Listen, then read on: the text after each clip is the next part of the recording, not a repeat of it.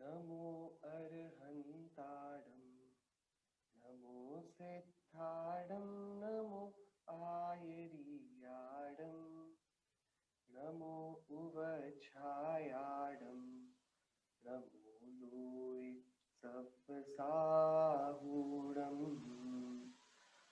मंगलम भगवान वीरो मंगलम गौतमो गणी मंगलम कुंद कुंदात्यो जैन धर्मोस्तु मंगलम सर्वमंगल्य मांगल्यम सर्वकल्याणकारकम प्रधानां सर्वधर्माणां जैनं जयतु शासनं जैनं जयतु शासनं जैनं जयतु शासनं मोक्षमार्गस्य नेतारं भेत्तारं कर्मभूभृतां ज्ञातारं विश्वतत्त्वानां वन्दे तद्गुणलब्धये वन्दे तद्गुणलब्धये वन्दे तद्गुणलब्धये रमितूणवड्डमाणं परमप्पाणं जिणं त्रिशुद्धेन वोच्छामि रयणसारं सायारणयारधं मीनम्। श्रीमद् भगवत कुंकुंद आचार्य देव प्रणीत, यह रैन सायर नामक ग्रंथ, और आचार्य देव ने सम्यक्त्व की महिमा बता देने के बाद कि यह सम्यक्त्व समस्त दुखों का अंत करने वाला है और इसी कारण से ज्ञानी जन सज्जन भव्य मुमुक्षु सम्यक्त्व की आराधना करते हैं, उसी की भावना भाते हैं, उसी के बारे में परस्पर में चर्चा वार्ता करते हैं और उसी के साधक होते हैं। फिर आचार्य देव ने यह भी बोला कि त्रिभुवन के जो शिखर पर स्थापित हैं, ऐसे देवेंद्र नागेंद्र नरेंद्र और गणधरेंद्रों द्वारा पूजित जो जिनेंद्र देव हैं, अरिहंत सिद्ध परमात्मा हैं, उनके भी पूज्य पने के कारणों में अग्रणीय कारण कौन सा है? सम्यक्त्व है। उनके सम्यक्त्व है, अतः वे पूज्य हैं। तो सम्यक्त्व गुण की प्रधानता के कारण ही वे पूज्य हैं। पूज्यता के कारण तो बहुत है, उनमें प्रधान जो है, उन सब में प्राण फूकने वाला जो है, वह सम्यक्त्व है। फिर आचार्य देव ने इस पंचम काल में सम्यक्त्व की दशा बताई कि इस काल का ही दोष, काल का ही प्रभाव ऐसा है कि इस काल में सभी जीव सम्यक्त्व को प्राप्त हो पावे, ये तो संभवता नहीं, और क्वचित कदाचित कोई अपने पुरुषार्थ से सम्यक्त्व की उपलब्धि कर भी ले तो कषाय आदि की पुनरुत्पत्ति के कारण वह सम्यक्त्व के शिखर से गिरकर पुनः मिथ्यात्व की भूमि पर आ पड़ता है। अतः इस काल में लुटेरे बहुत हैं सद्धर्म के, सद्धर्म बुद्धि के। अतः हमें अत्यंत सजग, जागरूक रहने की, जागृत रहने की आवश्यकता इस काल पर है। सो अब वही जागरूक कैसे रहा जाए, अपने आप को रत्नत्रय के चोरों से कैसे बचाया जाए, अपनी निधि को कैसे सुरक्षित कर लिया जाए, इसके लिए आचार्य देव ने गाथा 149 पर हम सभी के लिए 53 क्रियाओं का वर्णन किया था। हम उस गाथा का पुनः एक बार पाठ करके चर्चा शुरू करेंगे। गुण वय तब सम परिमा दानम जल गालणम अनर्थमियम दंसणान चरितम किरियाते वन्न सावया भणिदा। गुण, व्रत, तप, समता भाव, प्रतिमा, दान, जल गालन और रात्रि का भोजन का त्याग, दर्शन, ज्ञान, चारित्र, ये श्रावक की 53 क्रियाएं कहीं गई हैं। मूल गुण 8 हुआ करते हैं। व्रत, अणुव्रत, गुण व्रत, शिक्षा व्रत, इस प्रकार मिलाकर 12 होते हैं। तप 12 प्रकार के, अंतरंग बहिरंग 6 प्रकार के मिलाकर 12 प्रकार के तप होते हैं। समता भाव 11 प्रतिमाएं, 4 प्रकार के दान, जल गालन, सूर्यास्त के पश्चात भोजन न करना, सम्यक दर्शन, सम्यक ज्ञान, सम्यक चारित्र रूप रत्नत्रय, ये श्रावक की 53 क्रियाएं कही गई हैं। इस पर हम सभी बहुत कुछ चर्चाएं तो पूर्व में कराए हैं। 8 मूल गुण की हमने प्रारंभ में ही विशेष चर्चा करी थी। 12 अनुव्रतों की चर्चा भी हम पर्याप्त कर चुके हैं। 12 प्रकार के तपों को हमने संक्षेप से देख लिया है। 11 प्रतिमाओं का अभी यहाँ पर विशेषतया अवलोकन करने का प्रसंग नहीं था, वो आगे यदि स्थलों पर आएगा तो हम करेंगे। 4 प्रकार के दानों से हम भली भांति सुपरिचित हैं। अब बचती हैं 3 बातें, एक समता, जलगालन और रात्रि भोजन त्याग, निशि भोजन त्याग। रत्नत्रय की आराधना का तो ये पूरा ग्रंथ अभी आगे विधान भी कहेगा, सो 3 प्रकार के रत्नत्रय की चर्चा भी आगे आवेगी ही, तत्काल इस गाथा के बाद से ही वह चर्चा प्रारंभ होगी। सो सबसे पहले इस गाथा की विशेषता ये रही कि इस पर समता को एक क्रिया के रूप में गिनकर आचार्य कुंद देव ने जैनी श्रावकों का आवश्यक अंग बता दिया। ये समता का अभ्यास ये हमारे द्वारा प्रतिदिन अनवरत किया जाने वाला क्रिया रूप कांड है। ये अवश्य ही हमारे द्वारा अभ्यास में लिया जाने योग्य, हमारे जीवन का सुंदरतम श्रृंगार, हमारा एक आवश्यक कर्तव्य है। हम करते ना 6 आवश्यक श्रावक के कौन कौन से हैं? देव पूजा, गुरुपास्ती, स्वाध्याय, संयम, तप, दान। ये सब क्या है? ये सब श्रावक के आवश्यक हैं। आचार्य कुंद देव ने उन आवश्यकों में एक और विशिष्ट गुण को क्रियात्मक रीति से जोड़ने का यहाँ पर हम सभी को निर्देश किया। उन्होंने बोला समता, समता यह श्रावक की 53 क्रियाओं में से एक अभिन्न क्रिया है। ये श्रावक के द्वारा प्रतिक्षण अनुमोदनीय क्रिया है, उसके द्वारा आचरणीय क्रिया है। अब ये समता है क्या? सम, हम 2 प्रकार की संख्याएं पढ़ते थे गणित में, सम संख्या और विषम संख्या। सो 2, 4, 6, 8, 10 ये सम संख्या होती थी, 1, 3, 5, 7, 9 ये विषम संख्या होती थी।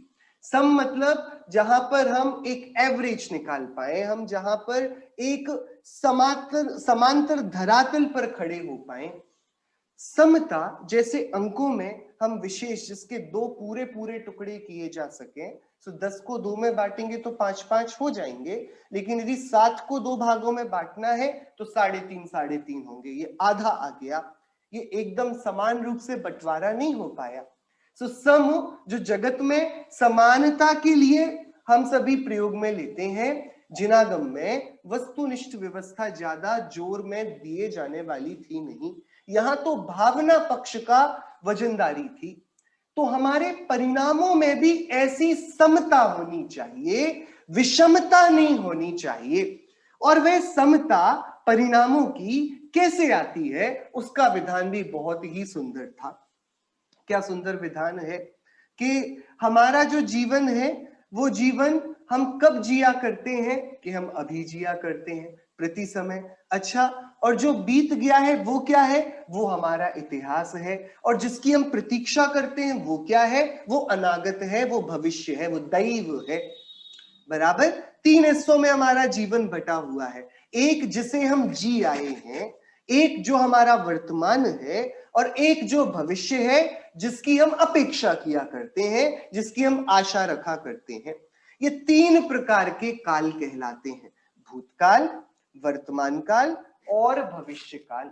ये 3 प्रकार के कालों में जीवन कहां पर घटित होता है? कि जो जीवन घटित होता है यह वर्तमान क्षण में घटित होता है। प्रति समय एक नवीन पर्याय का उत्पाद और उस पर्याय का पूरा ज्ञान, उसको पी जाने का कार्य यह चैतन्य देव किया करता है। हम सभी कहां जिया करते हैं? वर्तमान में जिया करते हैं। इसके आगे, वर्तमान से आगे जो क्षणिकाओं की उत्पत्ति होगी वे क्या हैं? वे अनागत काल की पर्याय हैं, वे भविष्य काल की पर्याय हैं। और जो क्षणिकाएं, जो पर्याय, जो चिद्वृत्तियां, जो नाना गुणों की अभिव्यक्तियां उत्पन्न होके नष्ट हो गई हैं, वे बीत चुकी हैं। जिनदेव का ये कहना है जो पर्याय भूतकाल के गर्त में विलीन हो गई हैं, जिनको भूतकाल ने पी लिया है, जो पर्यायें अपने प्रवाह क्रम में आकर चली गई हैं, उन पर्यायों की अब वस्तु रीति से, अब सत्तात्मक रीति से वर्तमान में सत्ता नहीं है। उनका वर्तमान के साथ प्राक अभाव है, वे है ही नहीं वर्तमान में। उनको वापस खोजकर लाया जा सकता है कि नहीं लाया जा सकता, और यदि उसको लेने जाया जाएगा तो फिर वर्तमान की आहुति देनी होगी। तो उनको लेने जाने वाला कौन होगा? वर्तमान ही तो होगा। और जब वर्तमान होगा तो भूत को कैसे लाएगा? भूत को लाने वाला तो भूतकाल ही होना चाहिए। सो इस प्रकार से हम जितना भी अपनी प्रज्ञा का प्रयोग करें, जितना भी तर्क बुद्धि का प्रयोग करें, भूतकाल को खींचकर वापस ले आने वाली कोई तर्कणा, कोई बुद्धि हमें राह नहीं दिखा पाती। सो भूतकाल का लौट आ पाना ये असंभव बात है। सो जो बुद्धि भूतकाल पर पड़ी हुई है उसको आचार्य कहते हैं विषम है। वह बुद्धि उस समानता के धरातल पर नहीं खड़ी है जहां पर वास्तविकता ठहरी हुई है। वो वास्तविकता से इतर जाकर कल्पना लोक में विचरती है। वो सोचती है काश, वो सोचती है शायद, काश ऐसा हो जाता, ये हुआ तो ऐसा क्यों हुआ, कुछ अन्यथा होता तो कितना मधुरम होता। ऐसा जो बुद्धि का विपर्यास है, बुद्धि का व्यर्थ विलास है, ऐसा जो अपने वर्तमान को आग लगाने का कुकृत्य है, अपराध है, ये विषम परिणाम है। भूतकाल का विचार, भूतकाल की कल्पनाएं, भूतकाल में परिवर्तन करके अच्छा ऐसा होता तो, ऐसा हो जाता तो। नहीं मानते राम, राजा राम प्रजा की बात, धोबी की बात, नहीं देते वनवास सीता को तो लव कुश राजमहल में जन्म लेते, सीता को लोकापवाद से नहीं गुजरना पड़ता, ना अग्नि परीक्षा होती, और फिर क्या पता शायद सीता जैनेश्वरी आर्यकामती की दीक्षा भी नहीं लेती। हमें क्या पता, काश ऐसा हो जाता तो क्या होता। कि पहली बात, इस प्रश्न के संभावनाएं जितनी अधिक हैं, लेकिन इस प्रश्न का उत्तर एक ही है। आप इस प्रश्न के उत्तर देने की संभावनाएं तो बहुत बड़ी खड़ी कर सकते हैं, लेकिन आप ये बताइए उससे क्या बदल जाएगा? क्या सचमुच राम सीता को जंगल नहीं छोड़ेंगे? क्या सचमुच लवकुश का जन्म राजमहल में हो जाएगा? उस संभावना को सोच लेने बस से कि हम बहुत सारा बुद्धि का विलास कर सकते हैं। ऐसा होता तो कैसा होता, कितना अच्छा होता। लेकिन हमारा ये सोचना इतना अनर्थकारी है, इतना निरर्थक है कि हमारी वर्तमान की शांति को, निराकुलता को छीनकर हमको आकुलता में, विषम परिणामों की संतति में डाल देता है। तो एक विषम परिणाम तो वो जो भूतकाल को परिवर्तित करना चाहता है अथवा भूतकाल को पुनः जीवंत करना चाहता है, या तो वह समय पहले जैसा वापस आ जाए, अथवा ये हुआ तो ऐसा क्यों हुआ ये बदल जाए, ये मेरा उस समय ध्यान क्यों नहीं रहा, ये बुद्धि मेरे से ऐसी गलती क्यों हो गई, मुझे यदि याद रहता तो मैं बचा लेता, मैं ये वाली बात को मान जाता तो फिर बात बन जाती। ये इस प्रकार का हम सभी का मतलब, देखिए ना क्या गलती थी। लक्ष्मण का मरण होता ही नहीं। लक्ष्मण का मतलब जिस देव ने ये वाला आमोद प्रमोद में कृत्य किया, हा राम, इतना बस कि भैया राम जी चले गए, ये मजाक था। लेकिन मजाक था तो हुआ क्या, लक्ष्मण तत्काल मृत्यु को प्राप्त हुए। अब वह देव बहुत तरीके से अपने हृदय को समझा सकता है, अरे मुझे क्या आवश्यकता थी ऐसा मजाक करने की, ये क्या मतलब की थी मेरी ये कुबुद्धि। लेकिन उससे हकीकत बदलने वाली है क्या? लक्ष्मण पुनर्जीवन को प्राप्त होने वाले हैं? ये तो असंभव है। वे तो तत्काल मरण के बाद कुछ ही समयों में, 2-3 समयों में नरक गति के जीवन को धारण कर नारकी का जीवन बताने के लिए चालू हुए। वहां तो उनकी गति बदली, आयु बदली, शरीर बदला, वृत्ति बदल गई। अब कोई राम उनको याद ही ना हो, कौन राम, जिनके मरण के दुख को ना सह पाने के कारण उनका मरण हुआ। मरण के तत्काल बाद उन राम की स्मृति भी यदि उनको लानी होगी ना, तो कुअवधि ज्ञान या अवधि ज्ञान लगाना होगा, उसके अलावा वो स्मृति भी नहीं आएगी। तो भूतकाल का जो कुछ हुआ, जैन आचार्यों ने एक समाधान दिया, थवा योग्य थाए छे भवियव्वम भावंतु, होने योग्य होता है, जो हुआ हो गया, इसमें कोई मीन मेक करने की आवश्यकता नहीं, कोई बात नहीं, जो बीत गया वो हो गया। अब उसके बारे में अच्छा हुआ, बुरा हुआ, सही हुआ, गलत हुआ, ये पर्यवेक्षण करना ये तभी तक हितकारी है जब हम अपने भविष्य के लिए कुछ ठोस निर्णय लेने को तैयार हों। अन्यथा मात्र रुदन करने के लिए अथवा कल्पनाएं भरने के लिए भूतकाल का विचार बेकार है, वक्त को, समय को, स्मृति को जलाने वाला है।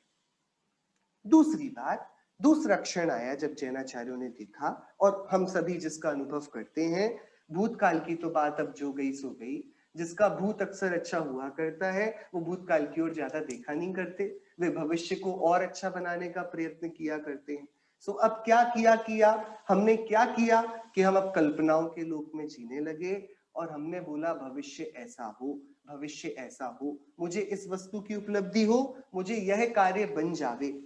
ये जो भविष्य को बनाने की हमारी इच्छा थी, तो इच्छा तो बहुत अच्छी थी, हमारा स्वभाव है सुख की प्राप्ति का, हम सभी चाहते हैं सुख हमें उपलब्ध हो, और क्योंकि स्वभाव है तो उपलब्धि हमारे जीवन का उद्देश्य भी होनी चाहिए, बिल्कुल बात है। लेकिन किसी को यदि जीना हो, निरोगी होना हो, और वो उस निरोगता के लिए विष का भक्षण करे, तो ये वाली बात तो एकदम कारण विपरीत है ना। किसी को यदि बहुत आराम से अपनी क्षुधा को शांत करना हो और वो रेगिस्तान में भागता रहे, पानी को ना खोजे, सोचे कि पसीना निकलेगा तो अपने आप अंदर पानी बनता जाएगा, प्यास बुझती जाएगी, शरीर के बाहर जल बनता है इन श्रम कणों से, तो अंदर भी तो कुछ जल बनता होगा। सो चाहता है प्यास को बुझाना और प्रयत्न करे विपरीत, तो कार्य तो उल्टा बिगड़ेगा ही। ये चाहता है भविष्य का निर्माण जैसा मेरी इच्छा है, कल्पना है, वैसा हो जाए, जबकि आचार्यों ने कहा भविष्य के निर्माण की ये विधि ही नहीं।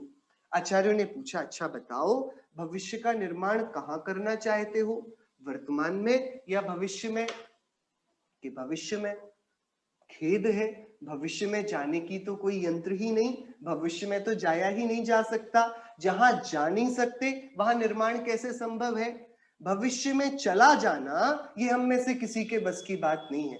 आप और हम में से आज तक किसी ने भविष्य में प्रवेश नहीं किया। आप कभी भविष्य की सैर करने गए? भविष्य ही उल्टा आपके वर्तमान रूप को लेकर आया है। हम भविष्य की ओर नहीं जाते, भविष्य हमारी ओर आता है। हम तो जानने देखने वाली वस्तु हैं भैया।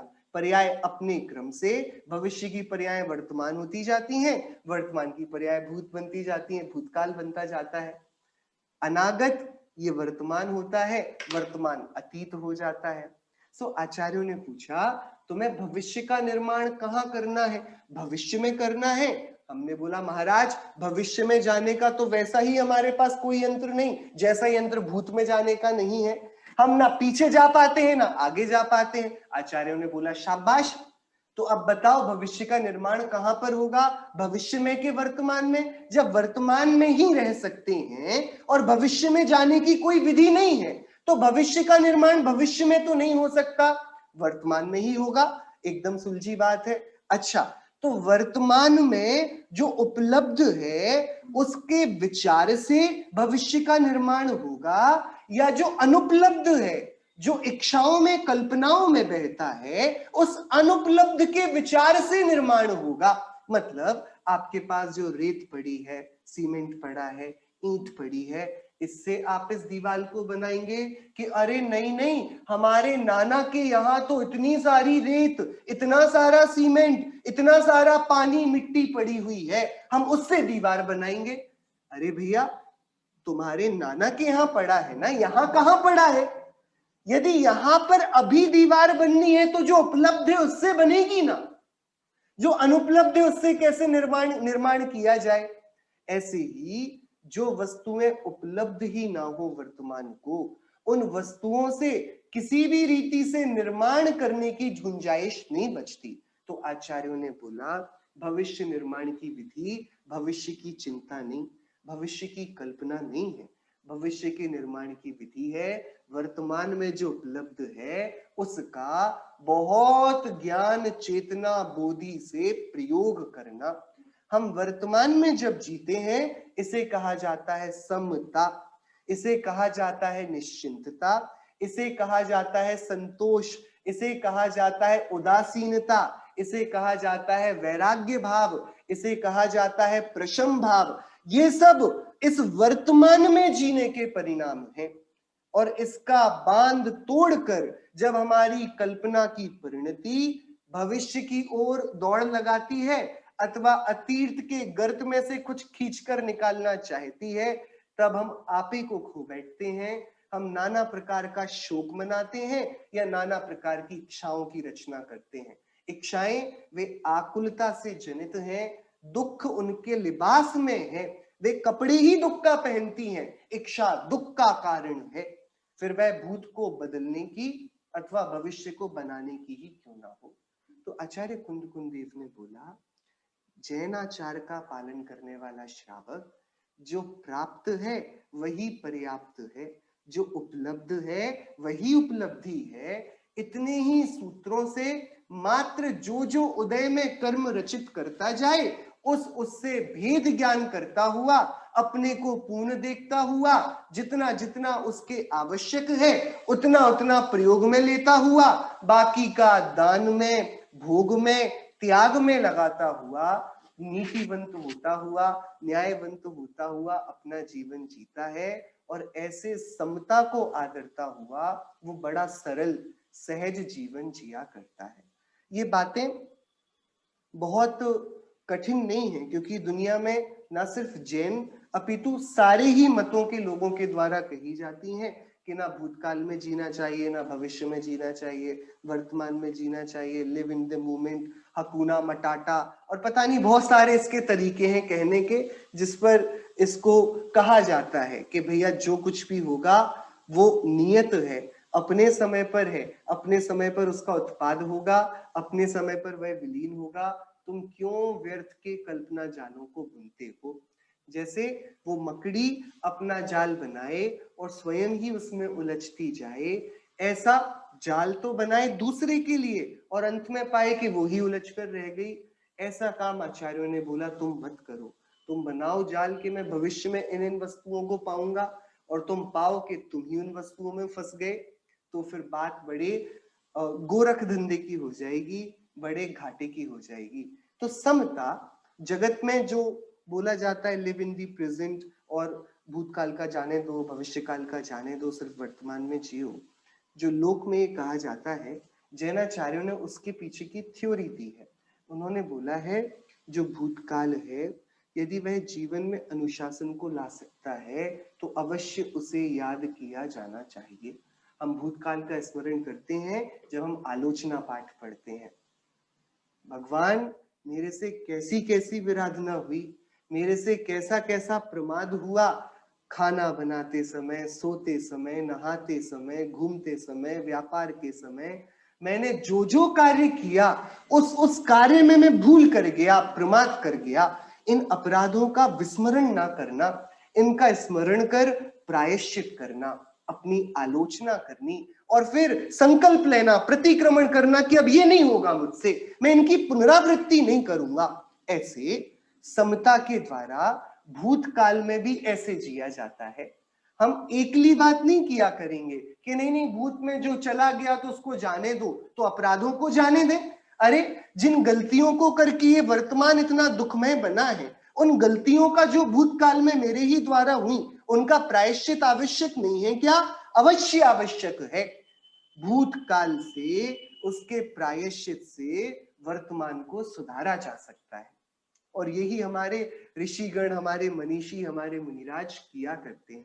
वे क्या करते हैं बताइए? गुरुदत्त मुनिराज के जब पूरे शरीर में रुई लपेट दी गई है और उस रुई पर आग लगा दी गई है, अब देखिए एक तरीके से तो वे विचार करें तो यदि उनकी हम अंतःवृत्ति को देखेंगे तो देखो क्या किया था उन्होंने जब राजा थे, कि एक आ गया था शेर दौड़ता हुआ गांव में और मारने लगा था प्रजाजनों को। ये राजा थे, राज्य की प्रजा की रक्षा करना ये कर्तव्य है। सो ले गए, भागते गए उस शेर के पीछे। शेर पता पड़ा कि गुफा में है, उस गुफा के गेट के सामने लगाई बड़ी सी चट्टान और आग लगा दी गुफा में। शेर उसी के अंदर बाहर ना निकलता हुआ जल बुनकर मर गया।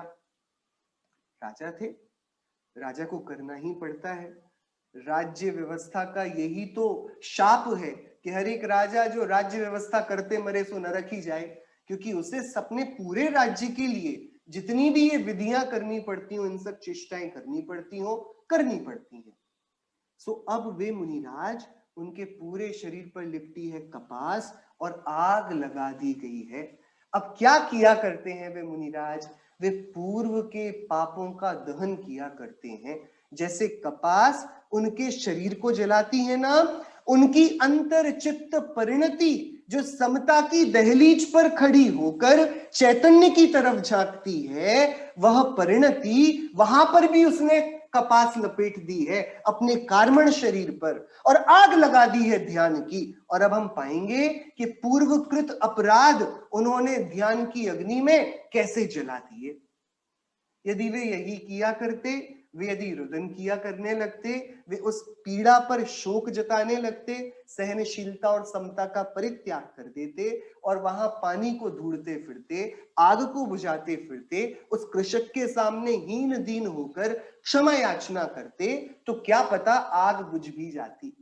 क्या पता उन गज कुमार मुनिराज का सिर नहीं जलने पाता, हट जाती उनके सिर से सिगड़ी। क्या पता भैया, सुकुमाल मुनिराज तो तुरंत ही जैसे ही आए थे वैसे ही भाग सकते थे ना दूसरी जगह जब शालिनी आई है, और सुकौशल मुनिराज भी भाग सकते थे जब व्याघ्रणी आई थी। ये उपसर्गों को दूर करना कितना आसान था। थोड़ा तो प्रयत्न किया करते, परिस्थिति के सामने सारे के सारे हथियार डाल देने से क्या मतलब है। कि ये मतलब जैनाचार्यों ने गजब की विधि का बताया कि समता ये हमें इतने सारे तथ्यों का बोध कराती है, हमें सर्वज्ञता का भान कराती है, ये हमारे पूर्व अपराधों से हम सभी को अभिभूत करती है, ये हमें जगत की स्वतंत्र कर्म व्यवस्था का ज्ञान कराती है, ये प्राणी प्राणी की निर्दोषता का परिज्ञान कराती है। इस समता के कारण ही जो सामने शरीर को जलाता हो हम उस पर क्षमा भाव रख पाते हैं। हम जानते हैं कि कृषक नहीं जला रहा हमें, ये हम ही हमको जलाते हैं। जो स्वयं किए जो पूर्व में कर्म खोटे हमने, वे ही तो हम यहाँ पर उन्हीं का तो फल भोगा करते हैं। सो ये समता एक साथ अगणित पाठों को पढ़ाने वाली है, शिक्षाओं का पल्लवन हृदय में करने वाली है। इसलिए आचार्य कुंद कुंद देव ने इस समता रूपी दिव्य हथियार को, दैवीय हथियार को हम सभी की इस कलिकाल में सुरक्षा के लिए दिया है। हम सभी पग पग पर इसका प्रयोग करें और जीवन को सफल करें ही करें। सो एक तो अतीत की विस्मृति को भी स्मृति में कैसे बदला जाता है, वो प्रायश्चित, प्रतिक्रमण, आलोचना, इस पर देखते हैं। ऐसे ही भविष्य की कल्पना का भी परिज्ञान वह किया जाता है। हम जगत की एकली बात, एकांत की बातों पे नहीं जी सकते। भविष्य के बारे में सोचो ही मत। अरे हम भविष्य के बारे में नहीं सोचेंगे तो निर्ग्रंथता की भावना कब भाएंगे? हम कब पूर्णता की भावना भाएंगे? हम कब सिद्धों की भावना भाएंगे? हम फिर पंच महागुरु भक्ति क्यों पढ़ेंगे? हम 10 महाभक्तियों का बारंबार पाठ क्यों करेंगे? हम क्यों अणुव्रतों से महाव्रतों पर आगे बढ़ना चाहेंगे? कि अरे यदि हमें इस सम्यक पथ पर आगे बढ़ने की रुचि ही नहीं, इच्छा ही नहीं, भावना ही नहीं, तो फिर हमने इस पथ को जाना ही कहां है? सो बहुत गहरा इनके बीच में और महीन अंतर है। भविष्य का यदि हमें विचार करना है तो आत्मोत्थान की भावनाओं से, अपने और ज्यादा सद्धर्म बोधि के लिए आगे बढ़ने के लिए, बोधि समाधि के निधान की प्राप्ति के लिए, उन भावनाओं से हम भविष्य की कल्पना करें, हम उसे भावना कहेंगे। निर्ग्रंथता की भावना कब हो सफल मेरी, अपूर्व अवसर ऐसा किस दिन आएगा, संत साधु बन के विचरूं वह घड़ी कब आएगी। दुविधा कब जय है या मन की, कब निज नाथ निरंजन सुमिरो, तज सेवा जन जन की, दुविधा कब जय है या मन की। ऐसे परम गुरु कब मिली हैं, कितनी सारी। दिन रात मेरे स्वामी मैं भाव ना ये भाऊं, देहांत के समय में तुमको। ये हम भविष्य को देख रहे हैं। ये क्या है? भविष्य को देखना, लेकिन समता की क्षिंगली पकड़कर, कि भैया हम भविष्य भी ऐसा देखते हैं जिसमें हमारे पास समता का सौंदर्य प्राप्त हो। हम भूत भी ऐसे देखते हैं जिसमें हमने जो समता का विस्मरण कर अपराध किए, उन अपराधों से हमें निवृत्ति प्राप्त हो। हम क्या चाहते हैं? हम ये चाहते हैं कि हमारे जीवन में जैसे बने तैसे जिन गुण की संपत्ति प्राप्त हो, जिन गुण की संपत्ति प्राप्त होगी तो हम सभी अपने जीवन में क्या कर पाएंगे? कर्मों का संवर, कर्मों की निर्जरा और नाना तरीके से धर्म की समृद्धि हमारे जीवन में आ पाएगी। समता ये हमारे जीवन का श्रृंगार, हमारे जीवन का सौंदर्य बने, इस भावना से आचार्य देव ने हम सभी का एक मुख्य गुण यहाँ पर किया, एक मुख्य क्रिया करी कि समता हमारे जीवन का आभूषण बने। इसके बाद दो बहुत सामान्य सी क्रियाएं हैं जो हम सभी जीवन में नित्य प्रतिदिन प्रयोग में लिया करते हैं।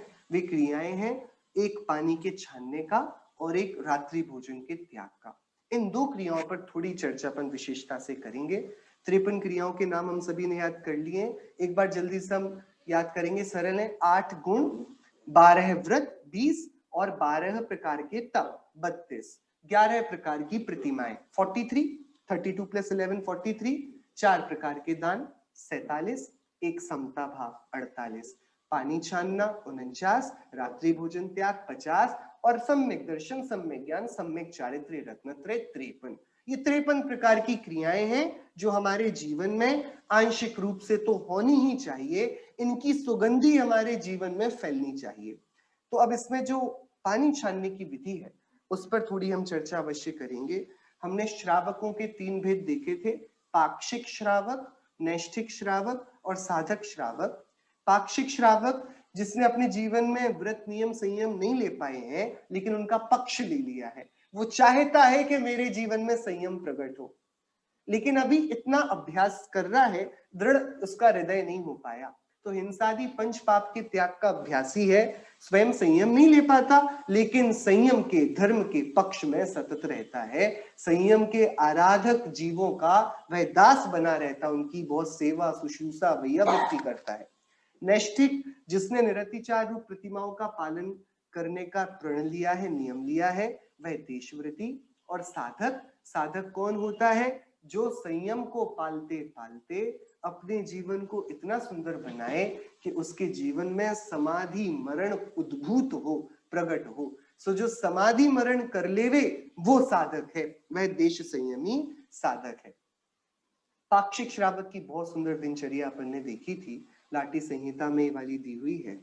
बाह्य ब्रह्म मुहूर्त में उठकर के पढ़ा है नमस्कार मंत्र जिसने, ऐसा श्रावक मैं कौन हूँ, मेरा धर्म कौन है और मेरा व्रत कौन है, इस प्रकार चिंतन करे। श्रावक के अति दुर्लभ धर्म में उत्साह की भावना होती है। स्नानादि के पश्चात 8 प्रकार अरिहंत भगवान की पूजा तथा वंदनादि कृति कर्म, ईर्या समिति से अत्यंत उत्साह से जिनालय में निस्सही शब्द के उच्चारण के साथ प्रवेश, जिनालय को समविशरण के रूप में ग्रहण करके देवशास्त्र गुरु की विधि अनुसार पूजा करे, स्वाध्याय दान गृहस्थ संबंधित कार्य मुनिव्रत के धारण की अभिलाषा पूर्वक, भोजन मध्याह्न में अरिहंत भगवान की आराधना, पूजादि तत्व चर्चा, संध्या में भाव पूजादि करके सोवे, निद्रा उचटने पर वैराग्य भावना भावे, स्त्री की अनिष्टता का विचार करे, समता व मुनिव्रत की भावना करे, आदर्श श्रावकों की प्रशंसा करे व उन्हें धन्य माने। ऐसी हमारी दिनचर्या होनी चाहिए, इसका निर्देश लाटी संहिताकार ने अपने ग्रंथ में किया। अब इसमें जो मूल हम सभी के जीवन में है वो जल गालन विधि से अपन शुरू करते हैं चर्चा। सबसे पहले छानने का जो वस्त्र होता है ना पानी को, उसका प्रमाण दिया है। क्या दिया है? 36 अंगुल प्रमाण लंबे और 24 अंगुल चौड़े वस्त्र को दुगना दोहरा करके उससे जल को छानना चाहिए। मतलब वस्त्र, ये अपने अपने जो बर्तन जिसमें अपन छानते हैं ना, उसकी मोहरी, उसके मुख के हिसाब से ऐसा वस्त्र हो जो ना तो जमीन पर ज्यादा लगे और ना ही कम पड़े, जिससे पानी को पर्याप्त रीति से जीवों की रक्षा करते हुए छाना जा सके। ज्यादा उथला होगा तो पानी बाहर गिरेगा, जीवों का मरण होगा। ज्यादा गहरा होगा तो शायद जल हम उतना कम अंशों में हम उसको ले पाएंगे। तो इस प्रकार से इसका प्रमाण जैनाचार्यों ने दिया सामान्य। उसको दोहरा करके जब वो मोटा होगा तब अच्छे से वो रिफाइंड हो पाएगा, अच्छे से वो छन पाएगा। छाने हुए जल की प्रासुकता कितने टाइम तक रहती है? छना हुआ जल 2 घड़ी तक, 1 घड़ी 24 मिनट की होती है, 2 घड़ी हो गई 48 मिनट्स, एक मुहूर्त हो गया। तो जो हमने अभी पानी छाना है ना, वो कितनी देर तक छना हुआ रहेगा? कि वो 48 मिनट तक छना हुआ रहेगा। ठीक है, एक एक अंतर मुहूर्त तक। प्रश्न आया है प्लास्टिक का छन्ना। नहीं, प्लास्टिक तो प्रयोग में लेना जैसा ही नहीं है। प्लास्टिक तो हम लोग अपने चौकों में प्रवेश भी मतलब आदर्शवादिता की यदि अपन चर्चा करें तो प्लास्टिक का प्रयोग हमारे बहुत हिंसा से उसकी उत्पत्ति है और नहीं वो प्रयोग में लेना चाहिए। और जो वस्त्र होता है, वस्त्र कोमल होता है, प्लास्टिक एकदम चिकना है, बराबर। तो उसमें भी जीव ना तो रुकते हैं, और रुकते भी हैं तो ज्यादा देर मुझे नहीं लगता, मतलब ये मेरा मानना है कि उसमें जीवों की अहिंसा ऐसे नहीं पल पाएगी। छिद्र भी उसके बड़े बड़े होते हैं। सो वस्त्र का ही विधान है। छन्ने का वस्त्र होता है, वो भी दोहरा करके उसको ऐसे रख करके कहीं से पानी ना गिरे, वो जमीन पर भी ना लगे, और अच्छे से उससे हम जल को छान पाए। छना हुआ जल कितनी देर तक, एक बार हमने छान लिया तो ये कितनी देर तक छना हुआ रहेगा? छना हुआ मतलब अनछना थोड़ी हो जाएगा, कहीं गलत जगह हम थोड़ी उसको ले जा रहे जो अनछना हो जाए, कि नहीं, कुछ अवधि के बाद उसमें जीवों की उत्पत्ति फिर से होने लगती है। सो हम एक बात समझें, हम सभी श्रावक हैं, है ना? तो हम सभी 2 प्रकार के जीव होते हैं, त्रस और स्थावर। हम सभी के जीवन में त्रस हिंसा का तो पूरा त्याग होना चाहिए। स्थावर हिंसा हम क्योंकि गृहस्थी में हैं तो हमारे जीवन से पूर्णतः नहीं जा सकती। हम अग्नि को जलाएंगे, हम पवन को बार बार पंखा आदि चलाकर बिगा देंगे, हम ऐसे ही जल को पिएंगे, हम मिट्टी वगैरह से फल सब्जियां ये सब और चलेंगे, गाड़ियां चलाएंगे, खोदेंगे, ये सारे कार्य करेंगे, मकान बनाएंगे। तो हमारे जीवन में स्थावर कायिक जीवों की हिंसा होती है। तो जब हम पानी को छान रहे हैं ना, तो जो पानी है ना वो जल कायिक, यानी कि जल काय जीव का वो काय है, शरीर है। तो पानी तो है शरीर, उसके अंदर रहते हैं जल कायिक जीव। ठीक है, तो आप छन्ने से भी छानोगे तो वो तो जीव रहेंगे ही ना, पानी खुद ही शरीर है जीवों का, तो उनकी तो रक्षा हो नहीं सकती, उनका तो नाश ही होगा। उनके अंदर त्रस जीव भी होते हैं जो हमारी आंखों के लिए तो सूक्ष्म है, लेकिन होते थोड़े स्थूल हैं, जो छन्ने आदि के द्वारा रुक जाते हैं, जिनका अवरोध संभव है, बराबर। देखिए, शक्य और अशक्य अनुष्ठान है 2 प्रकार के, एक जो किया जा सके, एक जो ना किया जा सके। सो हमारे लिए अभी वो जीव दिख ही नहीं रहे तो हम उनकी कैसे रक्षा करेंगे? हमें दिख ही नहीं रहे, कि नहीं दिख रहे तो भी अनुमान से, क्योंकि सर्वज्ञ देव ने ये कहा है कि जीव बहुत सूक्ष्म और नाना प्रकार के पाए जाते हैं, सूक्ष्म और नाना प्रकार के जीव पाए जाते हैं। सो इस प्रकार के जीव रक्षणीय है। अब वे हमारे इंद्रिय गम्य नहीं है तो क्या हुआ, हम अनुमान से ही उनकी रक्षा के लिए प्रयत्न किया करते हैं। तो त्रस जीव, तो क्या होगा, 48 मिनट बाद अपने आप उस छने हुए पानी में पुनः त्रस जीवों की उत्पत्ति शुरू हो जाएगी। ये 2 घड़ी तक वैलिडिटी क्यों है कि 2 घड़ी तक हम उसे प्रयोग में ले सकते हैं, उसके बाद अब उसे दोबारा त्रस जीव रहित करना पड़ेगा, क्योंकि उसमें 48 मिनट में जीवों की उत्पत्ति फिर से होने लगती है। जल ये जीवन का स्रोत है। आप पानी कहीं पर रखा हुआ छोड़ दें, हम देखते हैं बारिश के समय हर जगह हरी हरी परत आ जाती है, काई लग जाती है, जहां पानी हो वहां जीव उत्पन्न होने लग जाते हैं। आपके घर के बाहर थोड़ा सा पानी कहीं रुक जाएगा किसी गड्ढे में, थोड़े टाइम में ही उसमें छोटे छोटे जीव उत्पन्न होने लगेंगे, और वो तो हमें दिखने लगते हैं जब लंबे काल में हो जाए। तो ये जो दिखने वाले जीव है इनने तो लंबा काल लिया, जो नहीं दिखते वे जीव तो तत्काल छने हुए जल में अंतर्मुहूर्त में उन जीवों का उत्पन्न होना होता है। तो 2 घड़ी तक की मर्यादा है अंतर्मुहूर्त की, विद इन 48 मिनट्स हमको उस छने हुए पानी को ले लेना चाहिए। अब 48 मिनट्स बहुत छोटा टाइम है, हमको थोड़े लंबे टाइम तक चलाना हो तो इसको प्रासुक किया जा सकता है। हम क्या करेंगे, उसका रंग बदलेंगे, उसका वर्ण बदलेंगे पानी का। तो ये नाना प्रकार से, कोई जन अनार के छिलके डालते हैं, कोई हरड़ आदि पानी में डाल देते हैं, कोई लवंग, इलायची, सौंफ इत्यादि डालते हैं, उससे पानी का प्रासुकता आ जाती है और इस प्रासुकता के द्वारा पानी की मर्यादा हो जाती 2 पहर। एक पहर होता है 3 घंटे का, 2 पहर हो गए 6 घंटे, 6 घंटे की वैलिडिटी होगी। पानी छाना, उस पर कुछ लवंग, हरड़ या पत्ते कुछ ऐसे डाल दिए, वो कन्वर्ट हो गया। अब उसकी कितनी प्रासुकता है, 6 घंटे। 6 घंटे के बाद अब वह प्रयोग के लायक नहीं होगा पानी। और यदि हम पानी को उबाल दें, पूर्णतया प्रासुक कर लें, उबालकर ताप में लेकर अच्छे से, तो 24 घंटे तक वह प्रासुक रहता है। उसके बाद बिना छने के समान हो जाता है, प्रयोग के योग्य नहीं बचता। अब जल छानने की विधि के अतिचार दिए। 2 मुहूर्त अर्थात 4 घड़ी के बाद जल का नहीं छानना। 48 मिनट हो गए, हमको लगा चलो अभी तो 2-3 मिनट पहले ही तो बचे हैं, और हमने जानते हुए भी 48 मिनट के बाद हमने 50 मिनट पे पानी पी लिया, 55 मिनट पर पी लिया, 1 घंटे में पी लिया। ये उसको अनछने जल का अतिचार हो गया। छोटे व छिद्र सहित पुराने वस्त्र से यदि हमने छान लिया, हमारा छन्ना अच्छा नहीं है, पुराना है, और हमने उससे छानकर माना कि चलो पानी छन गया, तो ये भी अतिचार है। छानने के बाद में बचे हुए जल का जिस जलाशय से लिया था उसकी जगह दूसरे जलाशय में डालना, ये जल गालन व्रत में उचित नहीं है। ये वाले अतिचार नहीं लगाने चाहिए। हमने जिस स्रोत से पानी को लिया है, पानी को वापस उसी स्रोत में बहाना होता है। इसलिए आपने अभी देखा होगा, हम सभी जो लोग इन नियमों का पालन करते हैं वो बोलते हैं मैं कुएं का पानी चाहिए, बराबर। सो क्यों कुएं का पानी, क्यों? अब कुएं के जल में कुएं में ही विलछानी दी जाएगी, उसी स्रोत पर वापस लौटा दिया जाएगा, बराबर। सो उसमें विलछानी मतलब जल गालन व्रत में जीवों की जो रक्षा करनी थी हमको, हम उसको वापस कर देते हैं।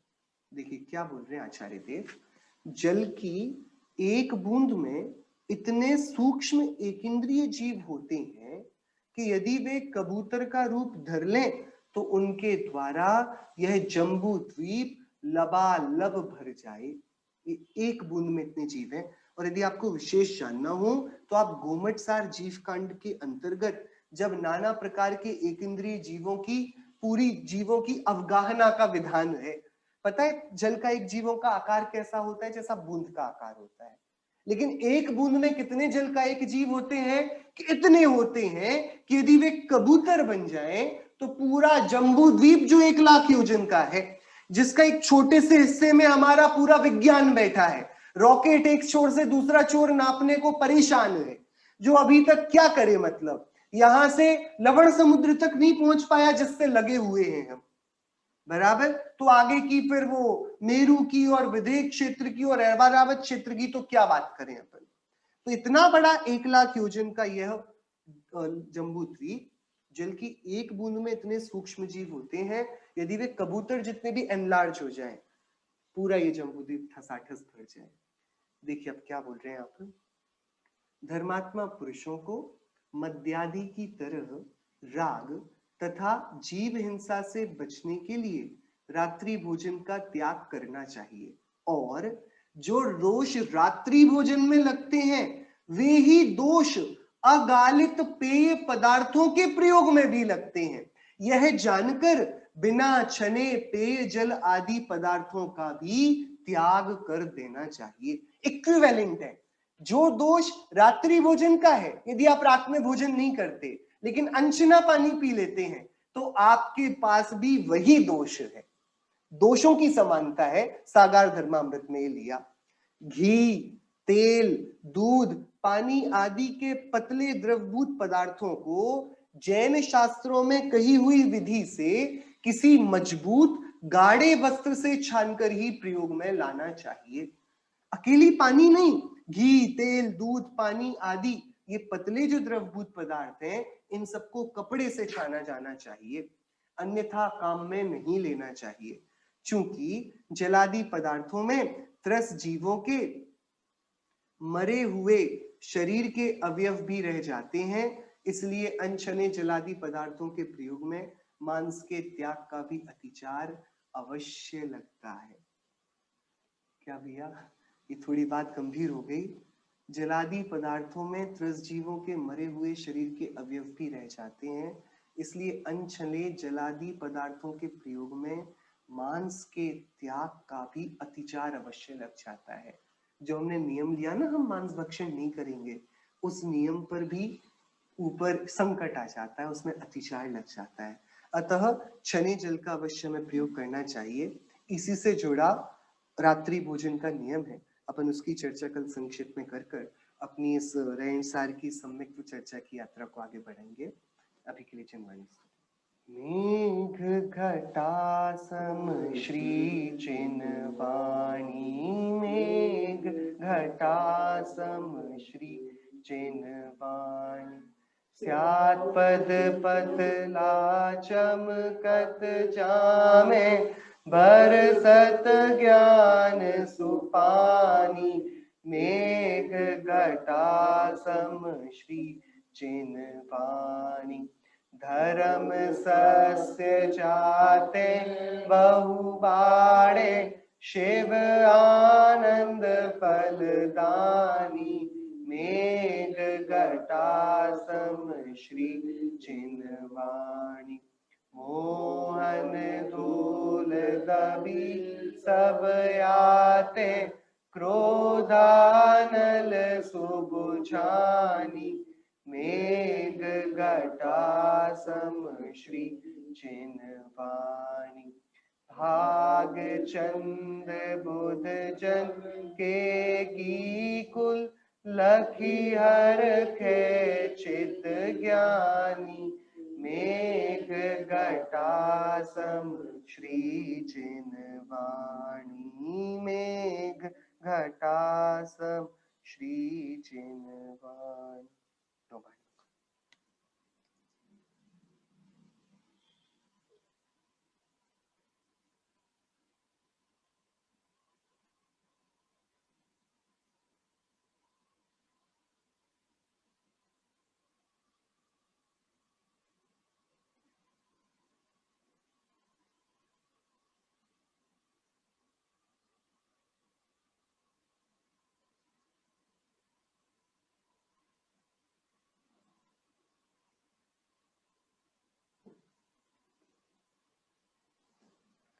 निरंतर पुत्रवन सर्व जिनेन्द्र भगवंतों की जय हो।